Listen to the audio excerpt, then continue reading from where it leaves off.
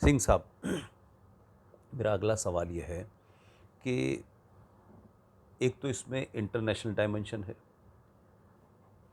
कि एक देश के अंदर वहाँ हिंदुओं का नरसंहार हो रहा है, और उसके तार जैसे आपने बताया कि जमात इस्लामी की जो तमाम सारी विंग है वो बंगाल में हो चाहे केरल में हो, सब आपस में मिली हुई है। और बांग्लादेश से जो बॉर्डर लगा हुआ है वो हमारे हिंदुस्तान का, वेस्ट बंगाल का जो बॉर्डर है वो लगा हुआ है। आपको एक अजीब बात नहीं लगती कि हमारे बंगाल में चुनाव हो या हमारे बंगाल में कुछ हो तो भी हिंदू के ऊपर तलवार गिरनी है, और बांग्लादेश में कुछ हो तो भी हिंदू पे तलवार गिरनी है, और मारने वाली एक ही विचारधारा है, एक ही सोच है, एक ही किताब है। तो ऐसे में भारत के लोगों को क्या करना चाहिए? क्योंकि मैं सरकार की तरफ से इसलिए नहीं जाना चाहता उस डोमेन में कि सरकार अंतर्राष्ट्रीय मामलात में कहाँ क्या है, किस तरह बोलना है, कब बोलना है, वो सरकार के पास ज़्यादा इंफॉर्मेशन होती है, हमारे पास नहीं होती। तो एक एक पाकिस्तान में कुछ होता है तो हमारे यहाँ लोग बहुत सारे बोलते हैं कि पाकिस्तान में साहब सिंध में हिंदुओं के साथ ये हुआ, तब भी एक चर्चा का विषय बनता है। लेकिन उस तरीके से हमने अपनी पॉलिटिकल लीडरशिप में, चाहे वो अपोजिशन में हो या लोकल पार्टीज हो, वो एटीट्यूड नहीं देखा है। इस चुप्पी के पीछे क्या राज है? चुप्पी भी है, मूर्खता भी है, ज्ञान की कमी है। आप किसी व्यक्ति से पूछ लो कि पाकिस्तान के 5 जगहों का नाम बता दो, वो बता देगा आपको। रावलपिंडी, पेशावर, इस्लामाबाद, कराची, लाहौर वगैरह लाहौर में, ये वगैरह, जी। बना देगा। आप किसी नेता से ही पूछ लो कि 5 जगह बता दे बांग्लादेश में। बांग्लादेश का, वो नहीं बता पाएगा। हम लोग को तो बचपन में यही बताया जाता था, मेरे पिताजी कहते थे कि जसोर की कंघी बड़ी फेमस होती है। ठीक है। बाद में पता चला कि एस.डी. बर्मन जो है वो बाद में कोमिला शिफ्ट कर गए थे। अच्छा। वो तो त्रिपुरा के राज परिवार के थे, अच्छा, एस.डी. हाँ हाँ, बर्मन। Yes yes yes. तो ये सब फिर मेरा बहुत कई बार जाना हुआ वहाँ पे। ठीक है सर। और बोलना नहीं चाहिए सर, मतलब लेकिन मुझे याद है मैं गया था किसी ऑफिशियल उसमें डेलीगेशन में, तो ये सुबह शाम मुझे कंडेंस मिल्क की चाय मिलती थी। तो मैंने पूछा वो उस जो वेटर लाता था मेरे कमरे में कि यार ये बताओ कि ये क्या मतलब यहाँ कोई बहुत, क्योंकि मैं तो डिप्लोमेटिक हैसियत से गया था, तो मैंने सोचा कि शायद यहाँ पे कंडेंस मिल्क को बहुत मेहमान नवाजी का एक बहुत अच्छा। हाँ बहुत एक उत्तम माध्यम माना जाता है। तो वो कहते हैं सर यहाँ पर ना दूध बहुत महंगा है। तो मैंने पूछा कि ये बताओ कि दूध महंगा है, क्यों क्यों इतना महंगा है? कहते सर जितने गाय ये भैंस तो ये सब काट के खा जाते हैं लोग। अच्छा। और ठीक है साहब, नॉन वेज हम लोग भी मिनिमलिस्ट हैं, मतलब आप भी खाते हैं, हम भी खाते हैं नॉन वेज। लेकिन मैंने सुबह से जो उस तरह का सेवन जो मैंने देखा, क्या कहूँ, मतलब मेरी मेरी जहन जहन में मेरी जहन में नहीं उतरता। तो अब वो भी हो सकता है, वो भी क्रूरता का एक कारण हो। मैं यूं ही ये करता हूँ। और मैं तो इस बात पर भी विश्वास करता हूँ कि जो भी मज़हब रेगिस्तान में पैदा हुई हो, रेगिस्तान किस लिए जाना जाता है? रेगिस्तान जाता है अभाव। जब आप अभाव में रहते हैं तो आपको उतनी ही लालच होती है। भाई जीसस क्राइस्ट का भी जब वो एग्जाइल में चले गए थे, डेजर्ट में चले गए थे ना, जूस का भी एग्जाइल हुआ तो मतलब रेगिस्तान को पनिशमेंट से जोड़ा गया है। तो वहां पर जो भी विचारधारा जो पनपेगी रेगिस्तान में, जो अभाव में, उसमें क्रूरता जो है वो इनहेरेंट है। तो बांग्लादेश का मैंने आपको वो भी पहलू बता दिया, और वो भी पहले बता दिया। तो आपने जो सवाल पूछा कि हमारे यहाँ लोग क्यों नहीं है सेंसिटिव, तो एक तो मैं बता दूं, मैं फौज में था तो फौज में मैं मिलिट्री इंटेलिजेंस डायरेक्टरेट में था और मैं बांग्लादेश से भी डील करता था। तो हम लोग सभी बहुत सारे, हम लोग स्टाफ कॉलेज एक होता है वेलिंगटन में, वहाँ से आए थे। तो हमारे कुछ लोग मित्र लोग थे, वो 2-3 वो पाकिस्तान डेस्क पे गए थे, मैं दूसरे डेस्क पे चला गया था। तो लोग कहते हैं अरे जो पाकिस्तान वाले जो है ना, वो सबसे मतलब सबसे ज़्यादा कैलिबर वाले लोग हैं। तब मुझे लगा कि जिस तरह के सिक्योरिटी इश्यूज बांग्लादेश के साथ इन्वॉल्व है, वो तो हमको किसी ने कभी बताया ही नहीं। 71 की लड़ाई आपने लड़ी बांग्लादेश में के टेरेन में। वेस्टर्न फ्रंट में तो बहुत कुछ भी नहीं हुआ था, कुछ भी नहीं हुआ, I agree, कुछ भी नहीं हुआ था Yes, वेस्टर्न फ्रंट को। लेकिन हमारे यहाँ लोग, मैं कहा ना, आप अब स्थिति बहुत बदल गई है, लेकिन आप किसी से पूछो कि 5 जगह का नाम बता दे बांग्लादेश का, तो ये एक सेंसिटिविटी। दूसरा, फिर मैं जब RANW में गया, तब मैंने देखा कि कितना ज़्यादा महत्व है इस देश का। और आज मैं बोला तो कि कश्मीर, जोग्राफिकली कश्मीर वैली का मैं बात कर रहा हूँ, कितने स्टेट्स पे इम्पैक्ट करता है, और बांग्लादेश कितने स्टेट्स पे इम्पैक्ट करता है। West Bengal, Assam, Meghalaya, Mizoram, Tripura, whole of your north east, आपके कितने सोफिस्टिकेटेड इश्यूज हैं।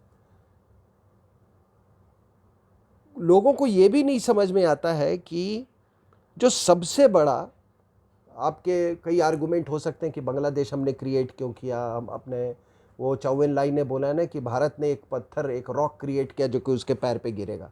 लेकिन सबसे बड़ी क्या चीज़ थी कि पाकिस्तान बे ऑफ बंगाल में भी एक मैरीटाइम प्लेयर था बांग्लादेश के ज़रिए, और अरेबियन सी में भी था। तो यहाँ से तो उनको हमने हटा दिया। तो आज जो देख रहे हैं, जो पावर प्ले जो चल रहा है ना, अमेरिकन्स का, चाइनीज़ का, उनका भी बड़ा हाथ है ये जिहादिज्म में। उनका भी बहुत बड़ा हाथ है, और ये सब पैसे देते हैं वेस्ट बंगाल के पॉलिटिशियंस को। दार्जिलिंग के, इन्होंने भूटान के कुछ पॉलिटिशियंस को पैसा देने की कोशिश की, लेकिन सिक्किम में इन्होंने देने के, सिक्किम वालों से ये कामयाब नहीं हुए थे। वो आपको जो ये हुआ था ना, ये डोकलाम क्राइसिस, उसका यही था कि एक कॉरिडोर, एक चाइना बांग्लादेश इकोनॉमिक कॉरिडोर ले जाओ बे ऑफ बंगाल के थ्रू। उसमें सब ये आपके वेस्ट बंगाल के भी लोग थे शामिल, कितने बिके लोग इसमें। तो उसमें वो भी एक एंगल है जिहादीकरण का। तो इसलिए वहाँ पर क्यों हुआ कि अब है क्या कि आप कहेंगे कि भाई जब बांग्लादेश बना तो 2 नेशन थ्योरी फेल कर गई ना। ये कहा जाता तो एक रिजवान साहब ने एक बड़ी अच्छी बात कही कि जब 2 नेशन थ्योरी फेल कर गई तो इनको इंडिया में फिर शामिल हो जाना चाहिए था। फिर अलग बांग्लादेश क्यों बना? फिर अगल बांग्लादेश, तो अब 3 नेशन थ्योरी। अब तो हम चाहते हैं कि मतलब 6 नेशन थ्योरी बन जाए, बलूचिस्तान भी अलग हो जाए, वो भी हो जाए, so let it be become ना। 2 से 3 हो गए ना, तो 3 से 4, 4 से 5, 5 से 6, ये कम से कम 56 टुकड़े। हाँ, हमारे यहाँ 56, उन्होंने 100, क्या वो 100 कट्स की बात की थी ना, 1000 कट्स। 1000 कट्स। हाँ, हमारे लिए 56 काफ़ी है। 56 बहुत है। 56 काफ़ी है। तो ये तो हम क्या देखते हैं ना कि हमारा सोचने का, अरे युद्ध में पाकिस्तान को तो हम हरा दे सकते हैं, हम बांग्लादेश को तो कभी भी हरा देंगे, और चाइना से हमारा, मतलब ऐसे ही इडियट की तरह बातें, बेवकूफ वाली बातें। अरे ये क्या कोई क्रिकेट मैच है क्या? ये क्रिकेट मैच है? हर कंट्री के साथ हमारे कुछ सिक्योरिटी इश्यूज अलग अलग हैं। बिल्कुल। अब आप अगर बांग्लादेश के बारे में हमसे पूछें तो सबसे बड़ा सिक्योरिटी इशू क्या था? Illegal migration, 4100 kilometre borders, imagine, सबसे बड़ी बॉर्डर हमारी है, ठीक है। दूसरा, सपोर्ट टू इंसर्जेंट ग्रुप्स, जितने आपके ये नॉर्थ ईस्ट में जो इंसर्जेंट ग्रुप्स थे, सब के सब बेसिस थे चिटागोंग हिल ट्रैक्ट्स में, यस यू आर राइट, और जो कि आईएसआई के द्वारा संचालित थे। और खालिदा जिया का तो ये मतलब था सर, खालिदा जिया आ गई तो पाकिस्तान का राज आ गया, पाकिस्तान का राज आ गया, ठीक है ना। खालिदा जिया ऐसे आएंगी तो ममता बनर्जी बहुत खुश हो जाएगी। दोनों ही खालिदा जिया, हाँ, दोनों ही खालिदा जिया। तो तीसरा, इंडिया ईस्टर्न सी बोर्ड, उसका खतरा, स्मगलिंग ऑफ आर्म्स। आपको मालूम है पूरा जो ये जो इंटरनेशनल आर्म्स रूट जो है, ये जो म्यांमार के इंसर्जेंट ग्रुप्स और इंडिया के इंसर्जेंट, वो सारा थाईलैंड से कोक्सेस बाजार से फिर चिटागोंग हिल ट्रैक्ट्स हो गया। तो ये बड़े सोफिस्टिकेटेड हमारे इश्यूज हैं, सिक्योरिटी इश्यूज। तो बेवकूफ तेरी, हम लड़ाई में जीत जाएंगे ना, है।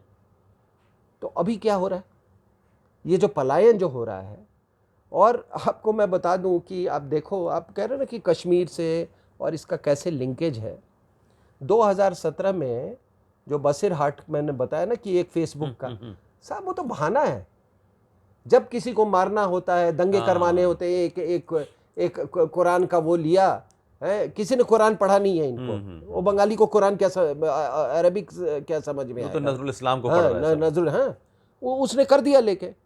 उस समय जानते 2-3 चीजें हुई थी।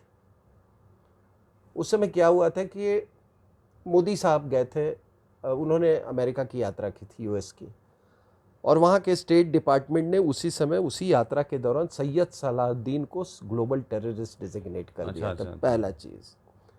और उसी दौरान ये इजराइल की यात्रा की थी, उससे भी मुसलमान भड़के हुए थे, तो उन्होंने करवा दिया दंगा, और एक्सोडस हो गया ममता बनर्जी के नीचे। तो अफगानिस्तान से में कुछ होता है तब हम पर असर पड़ता है, सद्दाम हुसैन के साथ होता है तब हम पर असर पड़ता है, ओसामा बिन लादेन के साथ कुछ होता है तब हम पर असर पड़ता है। ये ऐसा नहीं लगता कि किसी की भी धुनाई हो, अफगानिस्तान में हो, इराक में सद्दाम हुसैन मारा जाए, या वो जो लीबिया का गुंडा था कर्नल गद्दाफी वो मारा जाए, सबके मारने पे हम ही सबसे ज़्यादा सॉफ्ट हैं, हमारे ऊपर ही गाज गिरती है। तो मेरा आपसे सवाल ये है, भारत सरकार की चुप्पी पे पूरा देश सवाल पूछ रहा है। ये चुप्पी के नाम से सिर्फ यहाँ तक भी है कि अभी भारत की सरकार ने एक कंडेम भी नहीं किया है, गुस्सा भी नहीं दिखाया है। और इसके पीछे एक बात कह रहा हूँ, जहाँ एक तरफ हम सीए की बात करते हैं कि भारत के राज्यों देश के लगने वाले बॉर्डर पे अगर हिंदुओं पे, सिखों पे, बौद्धों पे, क्रिश्चियंस पे अगर कोई अत्याचार होगा तो भारत उनके लिए खड़ा होगा। तो क्या बांग्लादेश में रहने वाला हिंदू, जिनको मजहब के नाम पे, उनकी पहचान के नाम पे, उनकी उपासना के कारण कत्लेआम हो रहा है, सड़कों पे तलवारों से जिंदा लोगों को मारा जा रहा है, क्या इस पे कोई बयान देना भारत सरकार की जिम्मेदारी नहीं है? क्या डिप्लोमेटिक चैनल के माध्यम से हमने नहीं दिया? किस कारण से हम नहीं दे रहे हैं? पूरे देश में इसका गुस्सा है, इसका आपको क्या कारण लगता है? नहीं, कहीं पे इनको शायद लगता होगा कि बात तो जरूर हुई होगी शेख हसीना नहीं से। सर, एक बात होती है कि आप बंद कमरों में कहते हैं, लेकिन राष्ट्र को शांत कैसे करेंगे, उसके गुस्से को शांत कैसे करेंगे? राष्ट्र को देखिए, राष्ट्र को शांत, सबसे बड़ा चीज कि ये जो जिन्होंने भी सीएए का विरोध किया, उनसे ज्यादा पापी लोग इस दुनिया में नहीं हो सकते हैं। नेहरू ने और बाकी इन सब ने मिलके देश का पार्टीशन किया। वो तो भारत छोड़ना नहीं चाहते थे, वो थोड़ी पाकिस्तान का हिस्सा बनना चाहते थे। आपने शिमला में जाके कहीं पे वहाँ पे बिना कांग्रेस कमेटी से पूछे हुए आपने माउंटबेटन के किसी चक्कर में आपने जो भी एग्री कर लिया, और बाकी वो कहानी है कि बापू ने कहा कि मेरे लाश पे बनेंगे, also part of that conspiracy, कि मेरी लाश पे ये होगा, अब वो हुआ नहीं। हाँ, जैसे ममता बनर्जी ने कहा था ना कि हम पॉलिटिक्स छोड़ देंगे, वैसे उन्होंने भी कहा था। तो मेरा क्या कहने का मतलब है कि ये जो लोग हैं, जो हमारे हिंदू हैं, भाई लोग हैं, चाहे पाकिस्तान में हो, चाहे अफगानिस्तान में है, वहाँ हो। उन्होंने तो नहीं कहा था ना। अगर आप उनको कह देते 1945 में कि पार्टीशन होगा, आप अपनी व्यवस्था कर लो धीरे धीरे, वो सब व्यवस्था कर लेते लोग अपनी अपनी। आपने उन पर गाज गिराई, उनको तो पता ही नहीं चला कई उन महीनों पर तक कि क्या हुआ। गाज नहीं गिराई। और किसकी गाज? 1400 साल पहले एक रेगिस्तान में एक क्रूर एक मजहब हुआ है। वो मजहब के तौर तरीके आज तक नहीं बदले। अभी कुछ लोग कहते हैं सर कि, मैं सुन रहा था ये कल डिबेट में, और ये बड़ी ये तकिया कलाम सी बन गई, अरे भाई रोजगार नहीं है, ये देखो ये ना, ये लोगों में रोजगार नहीं है, हमारी आर्थिक स्थिति अच्छी नहीं है, इसलिए लोग जिहाद ये कर रहे हैं। आपको मैं बता दूं, ढाका कैफे में जो हमला हुआ था, जी जी, वो जोकर जाकिर नाइक के फॉलोअर थे। उसमें से जितने लड़के थे उसमें सब कम उम्र के थे और सब अच्छे परिवारों के, बहुत पढ़े लिखे लड़के।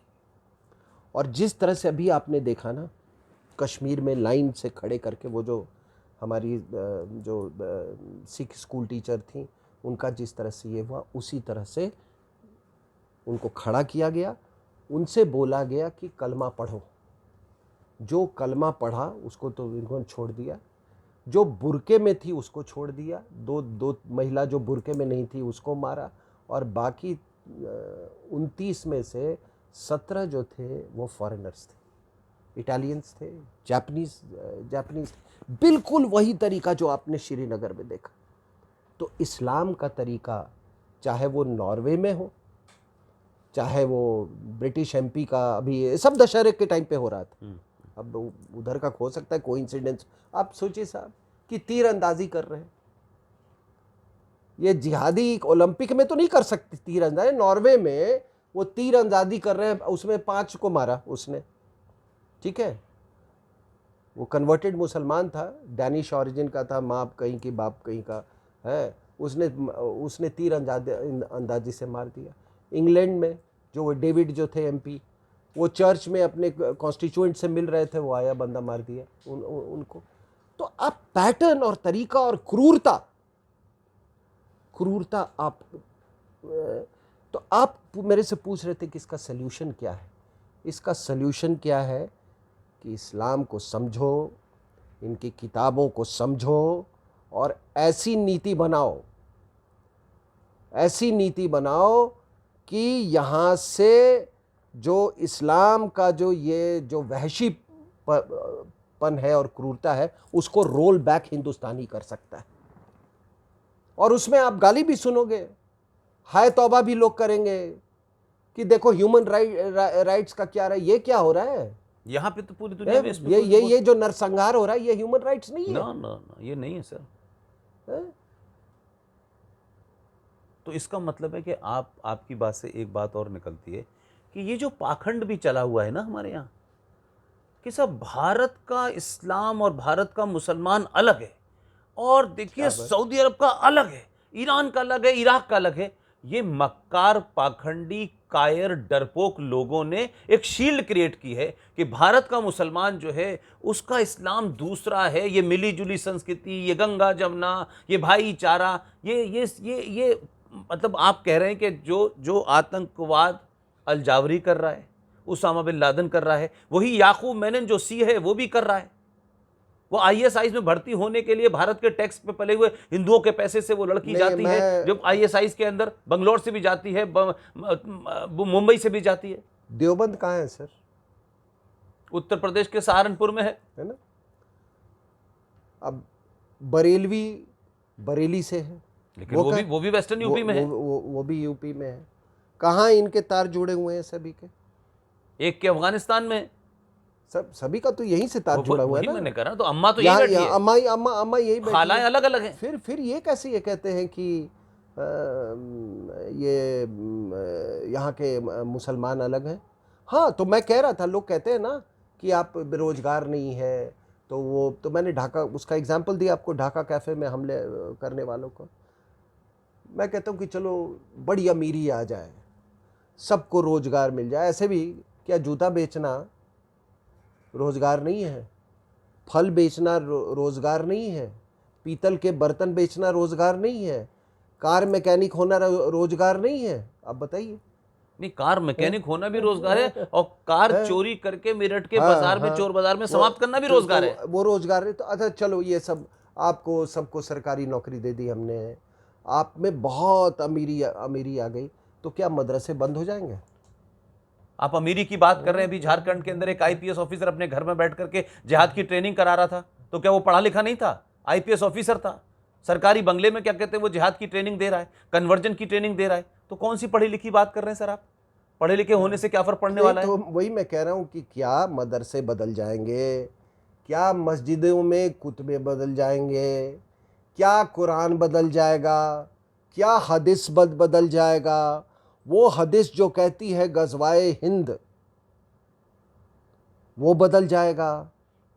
आप बताइए। अगर ये सब बदल जाता है तो कोई एक दुनिया का वो दे दीजिए मुझे उदाहरण। टर्की जैसा देश, भाई ये तो यूरोप का माना जाता है ना, नाटो का हिस्सा है। नाटो का हिस्सा है। उसने चर्च को उठा के मस्जिद बना दिया। वहां पर देखिए, ये नॉर्वे में जो घटना हुई साहब, आपको Norway is the 7th largest producer of oil, do you know? और जितनी सोशल स्कीम्स वहाँ पे हैं, शायद दुनिया में किसी देश में, इतने खुशहाल देश में भी उस आदमी ने वो तीर धनुष से लोगों को मार दिया। तो बीमारी तो कहीं और है, वो मानने को आप तैयार नहीं है। Why don't you understand that it is a criminal enterprise? आपको समझ में नहीं आ रही है बात? खिलाफत मूवमेंट से भी नहीं सीखा आपने, मोपला रेबिलियन से भी नहीं सीखा, डायरेक्ट एक्शन डे से भी नहीं सीखा, पार्टीशन से भी नहीं सीखा आपने, 47-48 वॉर से नहीं सीखा, 65 से नहीं सीखा आपने, कश्मीर 1990, और कश्मीर से आपने नहीं सुना, तालिबान से आपने नहीं सीखा। दिल्ली के दंगों में क्या हुआ सबको पता है आज की डेट में। तो क्या ये इसके लिए ये संविधान बताएगा हमको? Will the Constitution tell you what should be your threat perception? और सुप्रीम कोर्ट बताएगी कि थ्रेट क्या है मेरे ऊपर? Will the Supreme Court dictate or क्या आपका वो बताएगा? कि भाई आप, सबसे बड़ी बात है कि लोगों को इस बात को एहसास होना चाहिए कि हमें तो अपनी सुरक्षा तो हमें करनी होगी ना। हमारी सुरक्षा कौन करेगा? ये तो वही है कि हम तो सही रास्ते जा रहे हैं, हम अपने लेन में जा रहे हैं, कोई अपनी गाड़ी अपनी लेन से छोड़ के वो जबरदस्ती हमको ठोकर मार दे, तो हम कुछ तो करेंगे ना उसके बारे में, उस रोकथाम तो करेंगे ना। अगर मार दिया तो हम तो अपने सही रास्ते जा रहे थे, तो इसका मतलब तो नहीं कि वो भी जानबूझ के।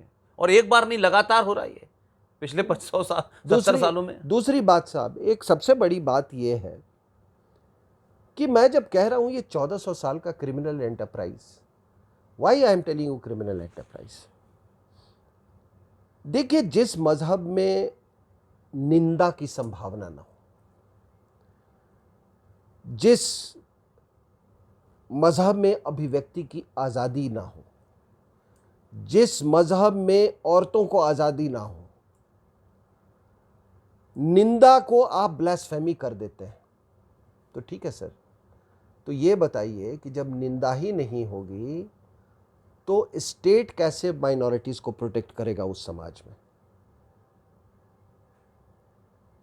एक इस्लामिक स्टेट में जब इस्लामिक स्टेट ही कहता है कि तुम निंदा करोगे तो मार दिए जाओगे, तो who will protect you against the minorities? Sir, ये भी नहीं है। एक इस्लामिक स्टेट के अंदर काफिर का कंसेप्ट ही नहीं है।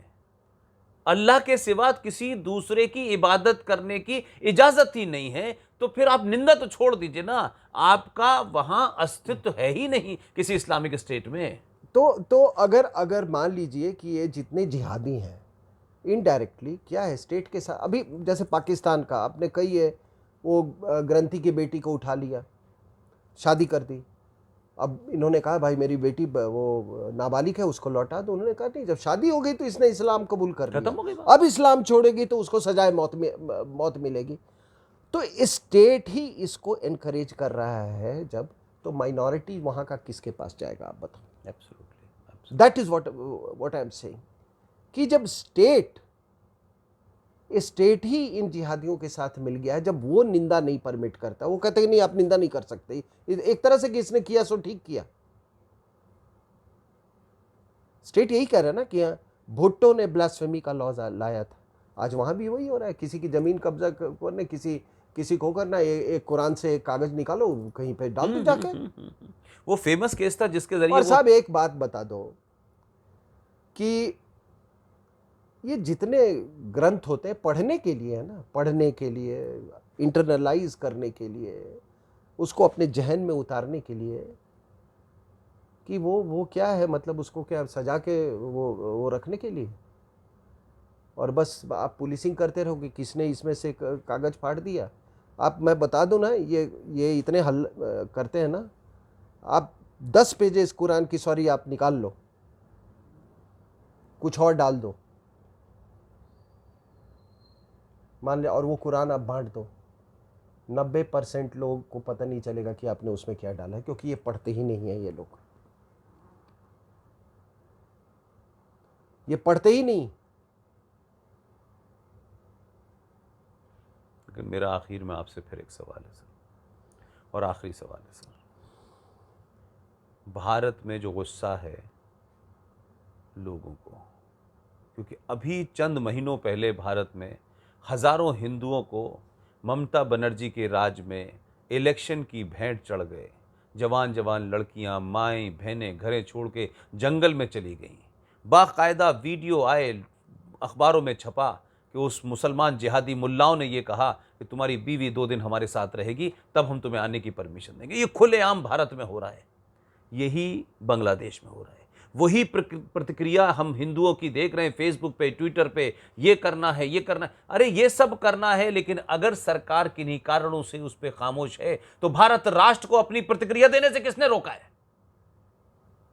भारत राष्ट्र को किसने रोका? अगर प्रतिक्रिया भारत राष्ट्र देगा तो सरकार की जिम्मेदारी नहीं होगी। एक समाज के तौर पे भारत को प्रतिक्रिया देनी चाहिए। मैं समझता हूं चाहे पाकिस्तान हो चाहे बांग्लादेश, उनको समझ में आएगा। वहां की सरकारें भी यही प्ली लेती हैं कि देखिए साहब, हमने कोशिश की है लॉ एंड ऑर्डर, लेकिन समाज में कुछ लोग ऐसे हैं, तो हम भी कह सकते हैं कि समाज में कुछ लोग ऐसे हैं। क्या फर्क पड़ता है? अगर आप कहेंगे कि आप गोली पाकिस्तान से चले, आप तो फौजी हैं, तो आप कहोगे साहब हम गोली नहीं चलाएंगे, हम बातचीत से जवाब देंगे, तो बातचीत से जवाब डिप्लोमेटिक तौर पर दीजिए। लेकिन अगर समाज प्रतिक्रिया करता है तो मैं उसको बुरा नहीं मानता। और भारतीय राष्ट्र के लोगों को, जो लोग परेशान हैं, जो चिंतित हैं, सुबह से लेकर शाम तक बांग्लादेश पे बोलिए, बांग्लादेश पे कुछ कहिए। बांग्लादेश पे हम क्या कह सकते हैं? सरकार को जो करना है करे, सरकार हमारे बस में नहीं है। आपको सरकार को क्रिटिसाइज करना है करिए, बट मैं सरकार को क्रिटिसाइज करके क्या करूंगा? मैं कहता हूं एक सामूहिक तौर पर प्रतिक्रिया भारत में नहीं होगी तो पाकिस्तान के अंदर भी हिंदू लड़की मारी जाएगी, बांग्लादेश में भी मारी जाएगी, म्यांमार में भी मारी जाएगी, और उसका कोई पूछने वाला नहीं होगा। ह्यूमन राइट होगा, खबर बनेगी, एक दिन की हेडलाइन बनेगी, बात खत्म हो जाएगी। इसलिए आपकी बातचीत से मुझे लगता है कि जितनी आपने उसकी बारीकियां समझाई हैं वो अपनी जगह हैं, जितने तर्क आपने दिए हैं वो अपनी जगह हैं, लेकिन उन तर्कों से, उन बातों से, उन आर्गुमेंट से बांग्लादेश में हिंदुओं का मुसलमानों के हाथों कत्लेआम नहीं रोका जा सकता, डिप्लोमेटिक बातों से नहीं रोका जा सकता। लेकिन समाज के रूप में भारत को प्रतिक्रिया देनी चाहिए, और समाज के लोग इसके लिए आगे आए। सरकारों पे जिम्मेदारी थोप देने से काम नहीं चलेगा। सरकार की अपनी मजबूरियां हैं, सरकार के अपने कंपल्शन हैं, सरकार को इंटरनेशनल हालात देखने हैं। मेरी बात से अगर आप सहमत हैं तो लोगों को बताइए कि मैं आप में सही कह रहा नहीं, मैं बिल्कुल सही कर रहा हूँ, लेकिन एक बात मैं आपको ज़रूर ये कहता हूँ कि मैंने पिछले एक बार भी कहा था कि हम आवाज़ क्यों नहीं उठाते, कि हमारे चरित्र में कोई कमी है। गोधरा में इतने लोग ट्रेन के अंदर जला दिए गए, उसकी बात नहीं कभी हुई, उसके कभी बात नहीं हुई। उसके पीछे क्या हुआ उस और पे दूसरा देखिए साहब, मैं राजनीति में नहीं हूँ, नहीं, हमारे होने का कोई, हमारी वो ख्वाहिश भी नहीं है। और राजनीति में नहीं हूँ, लेकिन इतना ज़रूर मैं आपके ज़रिए मैं बोलना चाहता हूँ कि जो लोगों ने पाप किया है बंगाल के हिंदुओं ने इस पिछले चुनाव में, उनको भगवान भी नहीं माफ़ करेगा। जिन ताकतों को वो ले आए हैं, पता नहीं किस मानसिक स्थिति में, उनका तो हम समझ सकते हैं। वो बांग्लादेशी इस्लामी स्पॉन्सर्ड इस्लामिक ताकतों का तो हम समझ रहे हैं, आपको मालूम नहीं था कि चुनाव के बाद इस तरह से पलायन होगा? आपको मालूम नहीं था कि चुनाव के बाद इस तरीके से वहाँ लोगों को पर ये कहर होगा जिहादियों का? आपको मालूम नहीं था कि वहाँ पे कई जगह है ये आपके बॉर्डर एरियाज़ में और जो मुस्लिम मेजॉरिटी एरियाज़ है जहाँ पे डर से कोई मूर्ति नहीं बैठाता है, कोई जुलूस नहीं निकलती है? इन लोग को नहीं मालूम था? सब मालूम होते हुए तुम वही लोग हो ना जो 5 रुपए के बिजली बिल के लिए बिक जाते हो। तुम वही लोग हो जो कि थोड़े पैसे के लिए तुम एक ऐसी महिला को कुर्सी बैठाते हो जो कि नमाज पढ़ती है, उसका वो तस्वीर अभी तक मेरे माइंड में एच्ड है। खालिदा जिया से आप पढ़वा लो, उससे हाथ जोड़वा कर एक कोई श्लोक आप बुलवा ले। और ये महिला, अरे साहब देखो,